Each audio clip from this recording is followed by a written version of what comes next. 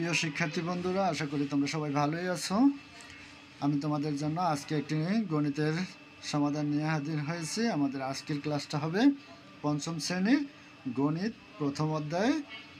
এটা হলো গিয়ে গুণ করার প্রক্রিয়া। তো পঞ্চম শ্রেণী গণিত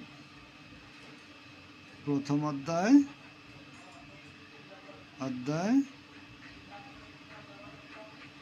এখানে আছে একে আছে কত গুণ করার প্রক্রিয়া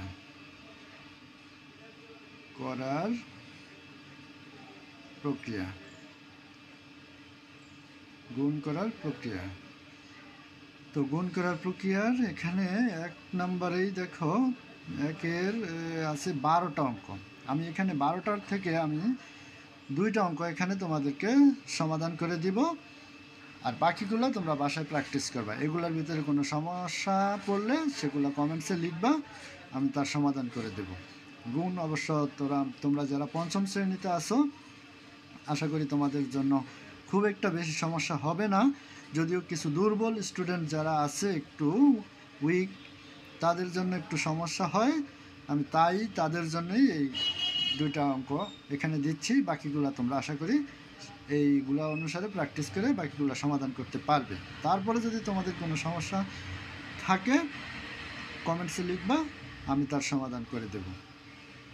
তো এখানে আমরা এখানে 4 নম্বর একটা অঙ্ক আছে। 4 নম্বরের অঙ্কটা দেখো, তোমরা তোমাদের বইয়ের সাথে মিলিয়ে দেখবা। 506 গুণ 294। তো এখানে এই গুণটা এখানে তারা পাশাপাশি লিখে দিয়েছে বইয়ে। আমরা এটার আমাদের গুণ করার সুবিধার্থে এটা উপরে নিচে লিখব। 506 294। এখানে কী করতে হবে, ওটা গুণ চিহ্ন দিতে হবে। এখন আমরা এই যে ডান দিক থেকে হিসাব করব, ডান দিক থেকে বাম দিকে যাব গুণ করে করে। এই প্রথমে এদিকে নিচে আছে কত 4।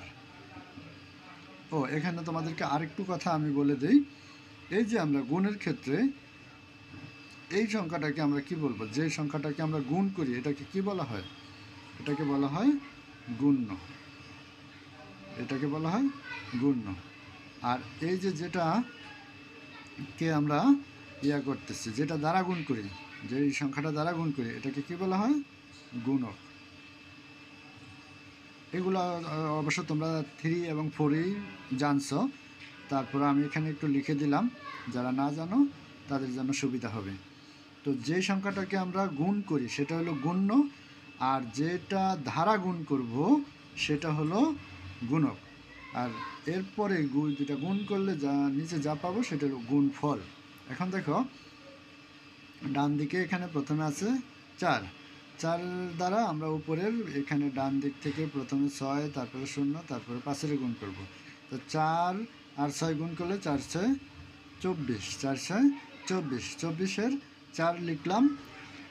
এই যে 24-এর এই 4টা আমরা এখানে লিখলাম, হাতে এই 2টা রইল, 4 আর 0।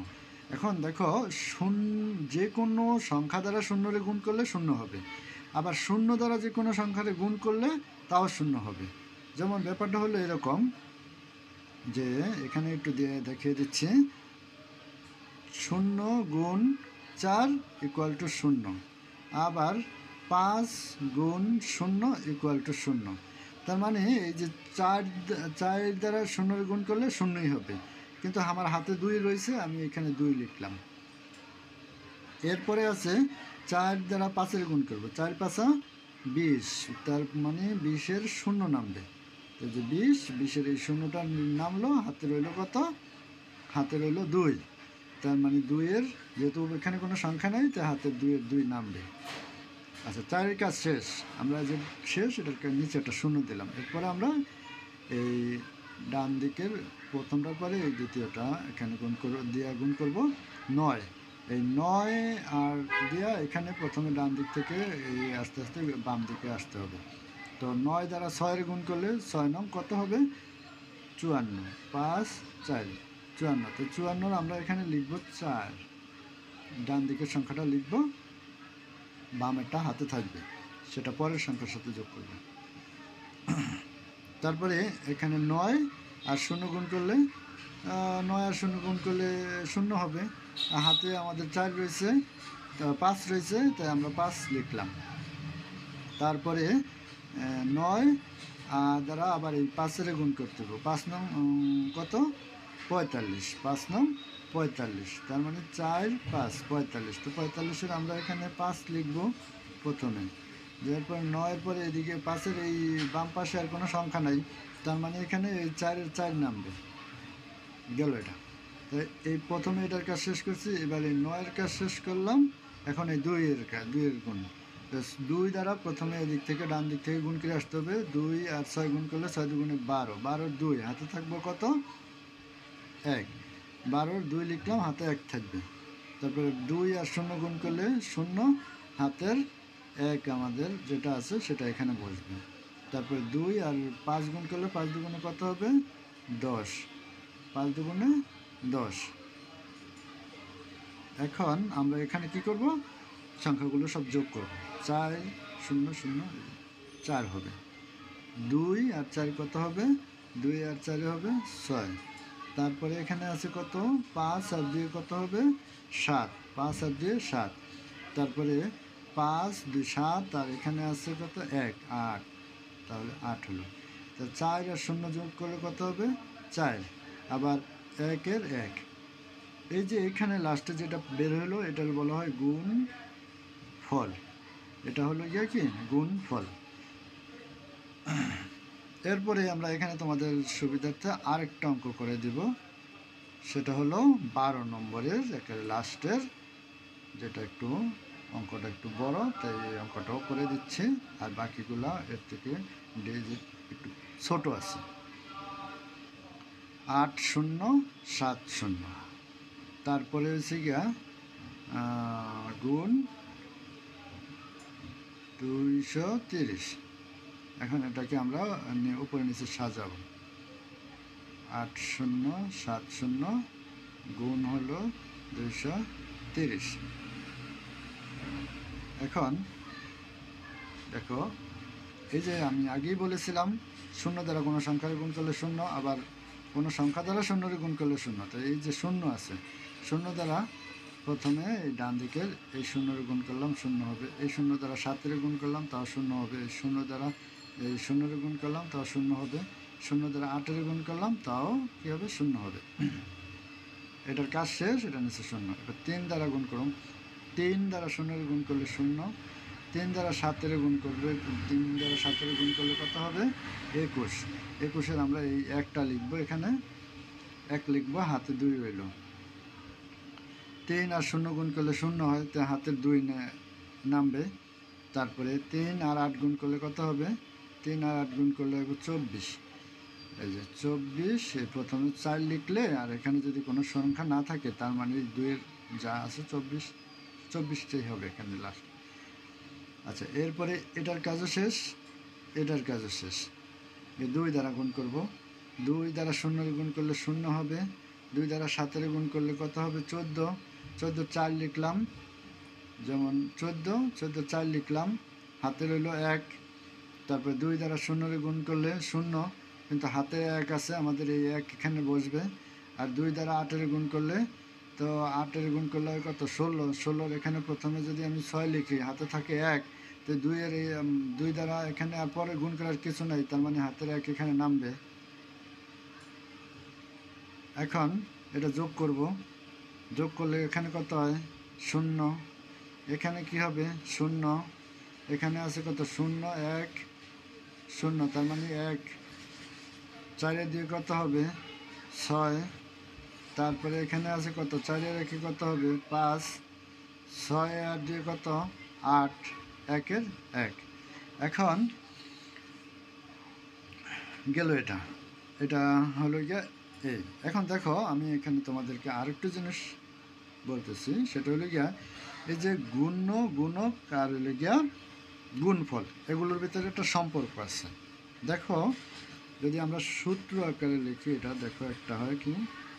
গুণ্য গুণ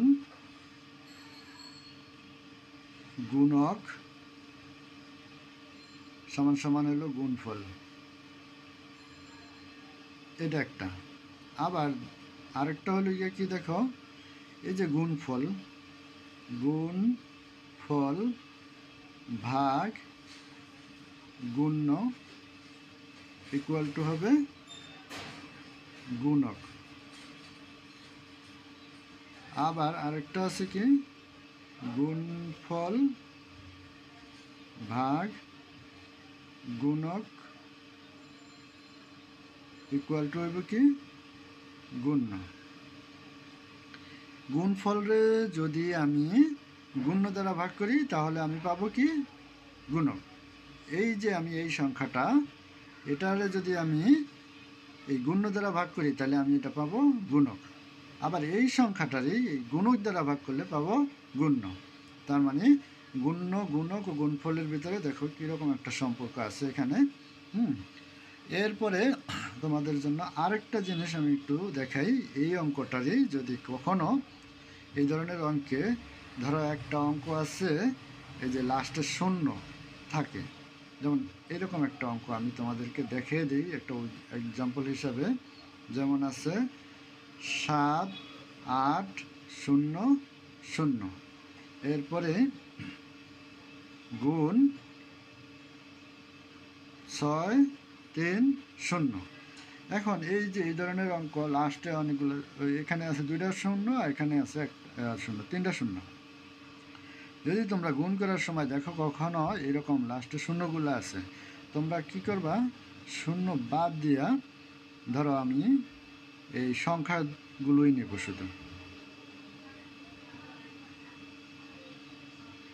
শুধু সংখ্যাগুলোই ধরলাম আগে।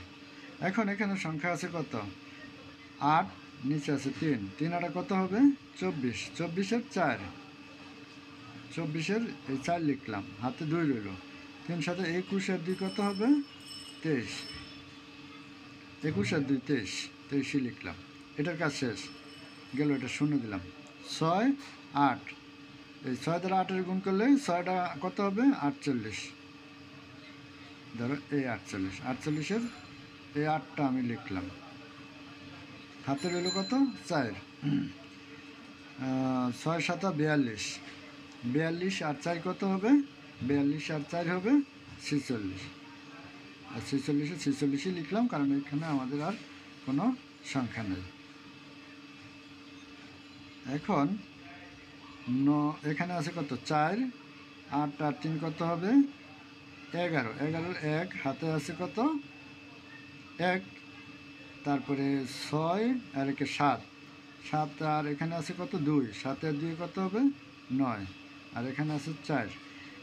এই যে আমরা এখন এখানে কি করলাম, শূন্যগুলো বাদ দিয়ে খালি সংখ্যাগুলো হিসাব করছি। কারণ শূন্য বাদ দিয়েছি কয়টা, 1টা 2টা আর এখানে আছে 3টা, তার মানে আমরা 1 2 3টা শূন্য, যে কটা শূন্য বাদ দিয়েছি এই কটা শূন্য বসিয়ে দিলাম। এখন দেখো যে গুণফল, এটা তোমরা নিজেরা বাসায় হিসাব করবা, দেখবে যে এটা হয়ে গেছে। আর তোমরা বাসায় আরেকটা অঙ্ক প্র্যাকটিস করবা, 6400 আর হলো গিয়া 350। এটা তোমরা এই যে গুণটা করবা বাসায়, এটা তোমাদের জন্য বাড়ির কাজ, হোম টেক্সট থাকবে। আর সাথে যদি এর ভিতরে যে সমাধানগুলোতে কোনো সমস্যা থাকলে সেগুলো তোমরা কমেন্টস করে লিখবা, তারপরে আমি তোমাদের এগুলোর সমাধান করে দেব। এটা তোমরা যারা স্টুডেন্ট আছো তারা শিখলেও নিজেরা সমাধান করতে পারবা, অভিভাবকরা যদি নিজেরা শিখে তাও আপনারা আপনাদের বাচ্চাদেরকে বাসায় কোনো টিউশনি টিচার ছাড়াই নিজেরা এখান থেকে শিখে নিজেরা সমাধান করে দিতে পারবেন এবং বাচ্চাদেরকে বুঝিয়ে দিতে পারবেন। আশা করি আপনাদের উপকার হবে। আজকে এই পর্যন্তই, সবাই ভালো থাকবেন, লাইক কমেন্ট এবং শেয়ার দিবেন। থ্যাংক ইউ সবাইকে।